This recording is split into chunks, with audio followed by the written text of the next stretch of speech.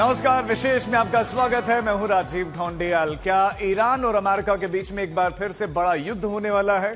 क्योंकि संकेत ऐसे ही मिल रहे हैं। पहले तो ट्रंप ने ईरान के प्रतिनिधिमंडल से समझौता वार्ता करने से इनकार कर दिया और अब ट्रंप ईरान के प्रस्तावों को खराब बता रहे हैं, साथ ही बड़े बड़े दावे कर रहे हैं।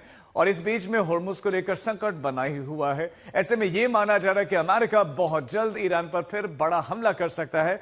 विशेष की पहली रिपोर्ट आपको दिखाते हैं।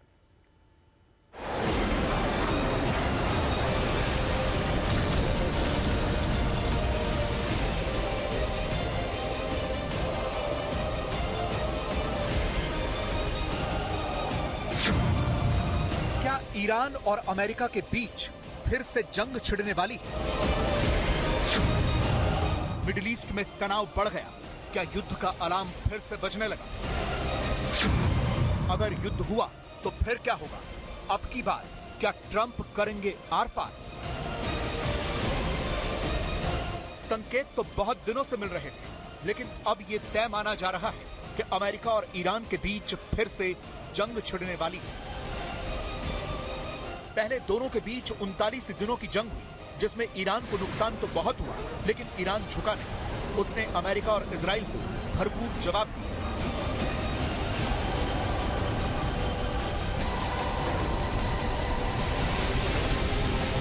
फिर सीज फायर हुआ। पाकिस्तान की राजधानी इस्लामाबाद में वार्ता भी हुई, लेकिन बात नहीं बनी। दुनिया को लगा कि अब सब कुछ ठीक है, बातचीत की शुरुआत तो हो ही गई है, आगे शांति बनी रहेगी। लेकिन दोनों देशों के बीच तलखी इतनी ज्यादा है कि हालात और ज्यादा खराब हो गए। दूसरे दौर की बातचीत की बारी आई तो पहले तो ईरान टालता रहा, फिर अपना प्रतिनिधिमंडल भेजा, लेकिन इस बार ट्रंप अड़ गए। ईरान ने हॉर्मुज से आवाजाही रोकी तो ट्रंप ने हॉर्मुज की नाकेबंदी कर दी। अमेरिका की नेवी को बिठा दिया। अब हालात यह हैं कि हॉर्मुज से कोई जहाज नहीं निकल पा रहा। दुनिया में ईंधन की कमी हो गई है, महंगाई बढ़ गई है और इसीलिए अब एक बार फिर से महायुद्ध की आहट सुनाई दे रही है। माना जा रहा है कि अमेरिका ईरान पर बड़े हमले की तैयारी में है। अमेरिकी राष्ट्रपति डोनाल्ड ट्रंप ने कहा है कि उन्हें ईरान पर हमले के लिए अमेरिकी संसद की इजाजत की जरूरत नहीं है। इजराइल और यूएई सहित मिडिल ईस्ट के सहयोगी देशों के साथ अमेरिका ने अब तक की सबसे बड़ी हथियार डील को मंजूरी दी है। इन देशों को हथियारों की तुरंत सप्लाई के निर्देश दिए गए।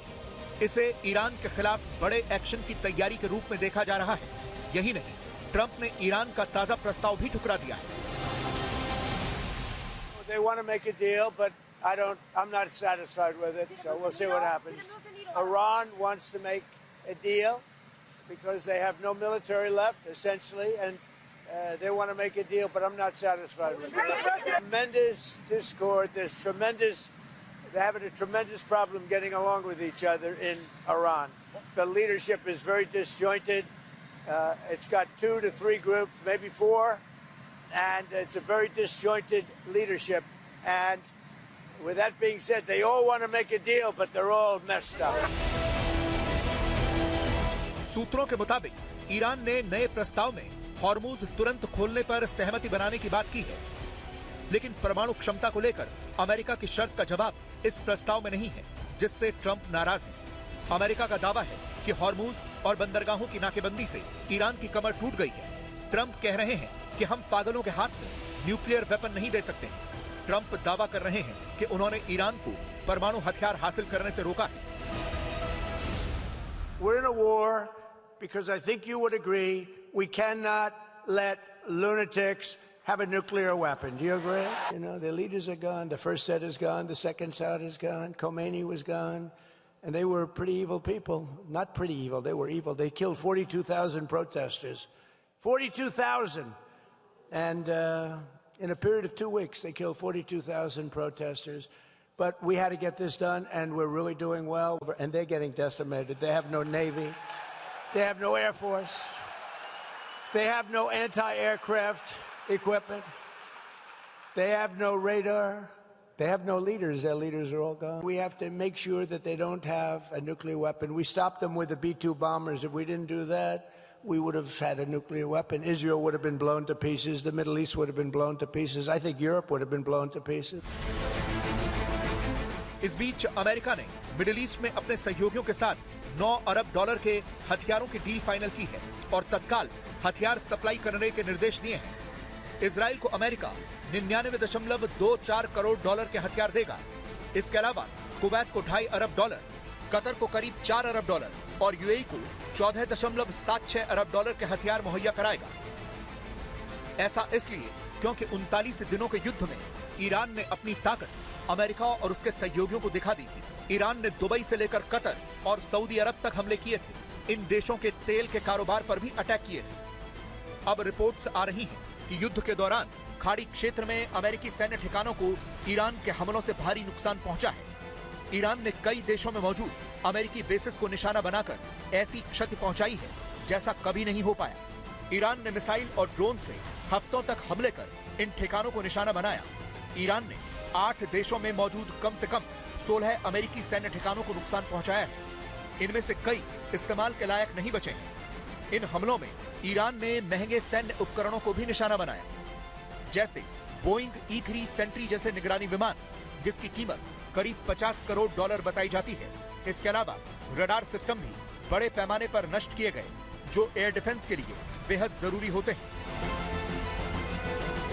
इसीलिए अब ये देश अमेरिका से अपने लिए हथियार खरीदकर अपनी सुरक्षा को मजबूत कर रहे हैं। उधर ईरान भी कह रहा है कि इस बात की पूरी आशंका है कि अमेरिका के साथ युद्ध फिर से शुरू हो सकता है, क्योंकि अमेरिका समझौते का कोई सम्मान नहीं कर रहा। अब दुनिया में यह सवाल भी उठ रहा है कि अमेरिका ईरान पर दोबारा हमला क्यों करेगा। ऐसा इसलिए क्योंकि पहले हमले में ट्रंप ने वो लक्ष्य हासिल नहीं किए जिन्हें लेकर उन्होंने ईरान पर अटैक किया था। युद्ध के 60 दिनों के बाद भी अमेरिका ने अब तक अपना कोई भी लक्ष्य हासिल नहीं किया है, जबकि उसने ईरान के साथ युद्ध की शुरुआत लक्ष्यों को लेकर की थी, लेकिन अभी तक उसे कुछ भी नहीं मिला है। याद कीजिए, अमेरिका ने युद्ध शुरू होने से पहले क्या कहा था कि वो ईरान में सत्ता परिवर्तन चाहता है, लेकिन इतने भीषण युद्ध के बाद भी डोनाल्ड ट्रंप ईरान में सत्ता परिवर्तन नहीं करवा पाए। ट्रंप ने अपना दूसरा गोल यह तय किया था कि वो ईरान से एनरिच्ड यूरेनियम लेंगे, लेकिन अभी तक ऐसा भी नहीं हुआ है। अभी भी यह दावा है कि ईरान के पास 450 किलो एनरिच्ड यूरेनियम मौजूद है। तीसरा दावा यह था कि अमेरिका ईरान के मिसाइल प्रोग्राम को खत्म करेगा, लेकिन इस भीषण युद्ध के 63 दिनों के बाद भी ईरान की ताकत बरकरार है। उसने तो 39 दिनों के युद्ध के दौरान अमेरिका के तमाम सहयोगियों को बहुत बुरी तरह से हिट किया है। चौथा दावा था कि हॉर्मूज को अमेरिका ईरान के चंगुल से आजाद करवाएगा और ईरान की ब्लैकमेलिंग बंद करेगा, लेकिन हॉर्मूज को ईरान ने चोक किया हुआ है। हाँ, इसके बदले में अमेरिका ने हॉर्मूज के बाहर अपनी नाकेबंदी भी की है। इसीलिए यह माना जा रहा है कि अमेरिका ईरान पर दोबारा हमला करेगा। वो किसी भी तरह के समझौते के मूड में नहीं लग रहा है। You cannot give Iran a nuclear weapon. It's all, I think, you can, because they would use it on a place called Israel very quickly, and they would use it in the Middle East, and they'd use it in Europe, and I guess we'd be next, and it's not going to happen. Don't worry about it. They have no leaders. Actually, their leaders are all gone too. It's part of our problem. We don't know who the hell we're dealing with. They call up, this is Mohammed, so and so, and I say, are you a leader? We're looking for a leader. It's the only country in the world. Nobody wants to be a leader. You know, they say, would anybody like to be president? And there are no takers. Trump के सामने समस्या यह है कि Hormuz की नाकेबंदी और इस युद्ध की वजह से पूरी दुनिया में ईंधन के दामों में जबरदस्त बढ़ोतरी हुई है। खुद अमेरिका में पेट्रोल डीजल के दाम बहुत हाई चल रहे हैं और खुद अमेरिकी एक्सपर्ट मान रहे हैं कि अगर ये युद्ध खत्म नहीं हुआ तो ये दाम नीचे नहीं आएंगे, और ऐसा नहीं हुआ तो ट्रंप नवंबर में होने वाले मिड टर्म इलेक्शन हार सकते हैं। आज तक ब्यूरो। होर्मुज में हाहाकार अभी तक खत्म नहीं हुआ है। कहने को यूएन ने कह दिया कि होर्मुज खोल दो, चीन ने कह दिया कि होर्मुज खोल दो, फ्रांस तो कह रहा है कि नाकेबंदी और टोल बंदी होर्मुज में हो ही नहीं सकती, लेकिन अमेरिका और ईरान अड़े हुए हैं। तनातनी इस कदर बढ़ गई है कि सैकड़ों जहाज फंसे हुए हैं। खौफ 24 घंटे मंडराता दिख रहा है और तेल की कीमतें आसमान छूने लगी हैं। ट्रंप का फरमान, ईरान को न टोल दे न दान। हॉर्मूज में जारी है घमासान, तेल की कीमतें छूने लगी आसमान। हॉर्मूज में अमेरिकी नाकाबंदी से अब चीन भी परेशान। हॉर्मूज का अशांत समंदर शांति वार्ता में सबसे बड़ा रोड़ा बना हुआ है। ना तो ईरान इसे पूरी तरह खोलने का ऐलान कर रहा है, ना ही अमेरिका ईरानी बंदरगाहों पर नाकेबंदी हटा रहा है। ऊपर से एक के बाद एक विनाशकारी वॉरशिप ईरान की सरहद के बेहद पास तैनात किया जा रहा है। इस बीच अमेरिका ने फरमान जारी किया है कि हॉर्मूज से गुजरने वाला कोई भी जहाज ईरान को किसी भी तरह का टोल न दे। इतना ही नहीं, ईरानी रेड क्रॉस जैसी किसी संस्था को दान तक के लिए भी पैसा न देने का फरमान जारी किया गया है। हॉर्मूज पर अमेरिका की निगहबानी ने ईरान के लिए मुश्किलें बढ़ा दी हैं। हर रोज लाखों बैरल तेल का उत्पादन तो हो रहा है, लेकिन उनका निर्यात न होने से उसके स्टोरेज की दिक्कतें बढ़ रही हैं। दिक्कतें चीन की भी बढ़ रही हैं। महायुद्ध की वजह से ट्रंप का चीन दौरा पिछले कुछ हफ्तों से टल रहा है, लेकिन जब भी होगा उस पर युद्ध की काली छाया जरूर मंडराती रहेगी। And this war has wrought tremendous sufferings in Iran for the Iranian people and the neighboring countries. And it has, and its ramification runs far and wide. And in particular, the close of Hormuz, and is actually wreaking havoc in the oil market and in the economy of the entire world, in particular in the global south.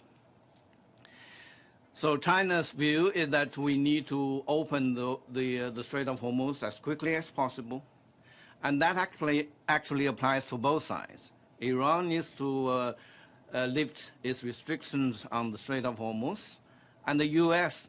need to lift its naval blockade. और विशेष में आज के लिए बस इतना ही। आप देखते रहिए आज तक।